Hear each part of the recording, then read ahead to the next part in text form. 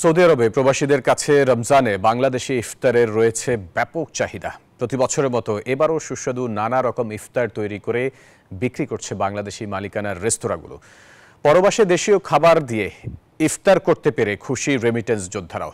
Saudi আরবের রিয়াদ থেকে রুস্তম খানের প্রতিবেদন।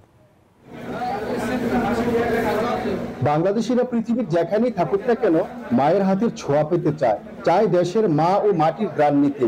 রমজানে পরবাসে থেকেও বাংলাদেশের রকমারি মুখরোচক সুস্বাদু ইফতার পেতে মরিয়া তারা।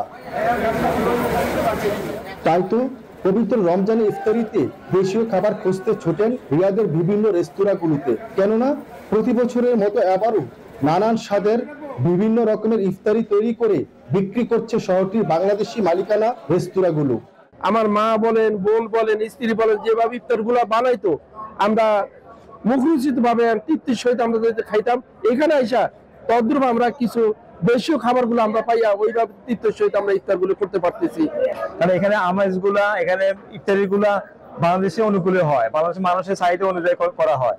আলহামদুলিল্লাহ অত্যন্ত জাঁকজমক। বাংলাদেশিদের কথা মাথায় রেখেই আমরা এখানে ইফতারের আয়োজন করে থাকি এবং আমাদের কাছে হরেক রকমের ইফতার এখানে আছে।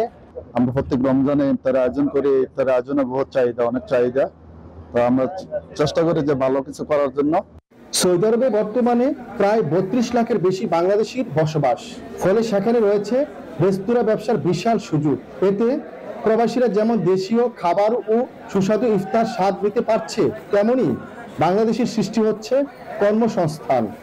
বাংলাদেশ থেকে প্রায় 6000 মাইল দূরে এই মরুভূমির দেশে বাংলাদেশি রকমারি সুস্বাদু ইফতার সৌদি আরবে পেয়ে এখানকার রেমিটেন্স যোদ্ধারা বেজায় খুশি।